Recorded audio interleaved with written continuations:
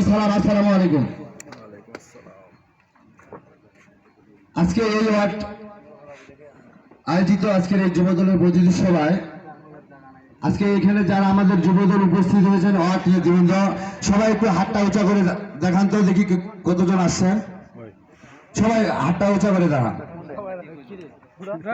যাই হোক, সবাই হাতটা নামান। আসলে আমি এই ওয়ার্ড যুবদলের সাধারণ সম্পাদক। অনেকে আমার কাছে নাম্বার নাই বা অনেকের কাছে আছে যারা আমাদের সাথে যোগাযোগ করতেছেন।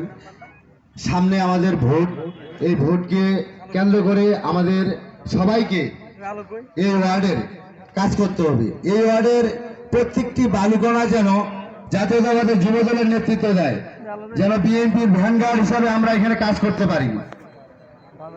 আপনারা এই কথাটা মনে রাখবেন যে আমাদের সামনে ভোট, এই ভোটের কোনো বিকল্প নাই। আমরা সবাই যেন বিএনপির ভ্যানগার্ড হিসাবে এখানে কাজ করতে পারি। আরেকটি কথা হলো, আসলে এই ওয়ার্ডটা আমার যুবদলের বা আমাদের জাতীয়তাবাদী বিএনপির শক্তি কম হইলেও কিন্তু এই ওয়ার্ডের একটা মাহিত্য আছে। 2018 সালে সেই আওয়ামী লীগ ফাঁসিবাদী সরকার সেই মোটর সারা বাড়িতে আগুন লেগে দেখিয়ে দিয়েছিল আমরা কত নির্যাতিত ছিলাম, সেটা আপনারা সবাই জানেন। কিন্তু আমরা সেদিনের কথা বলি নাই। সেই আওয়ামী লীগ ফাঁসিবাদী সরকার আজকে দেখেন তারা আমাদেরকে মিথ্যা মামলা হয়রানি যা কিছু করিয়েছে, তারা কিন্তু এখন নাই। আপনারা সেগুলো জিনিসগুলো অন্তপক্ষে খেয়াল করবেন। আমরা জাতীয়তাবাদী দল, আমরা জাতীয়বাদী যারা দলের শক্তি, আমরা কখনো আমরা সেই কার্যকলাপ বা বিভিন্ন কিছু এই দুর্নীতি চাঁদাবাজি এগুলোর সাথে আমরা জড়িত থাকবো না।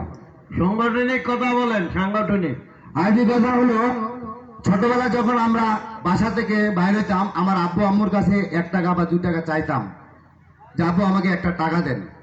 আসলে বিষয়টা হলো এই, আমাদের এখানে যে যুবদলের নেতাগুলো রয়েছেন, আপনারা যদি একটি করে মানুষের কাছে যান, তাহলে এই ওয়ার্ডে বিএনপির একটি পাহাড় পরিমাণ হবে আমার মনে হয়।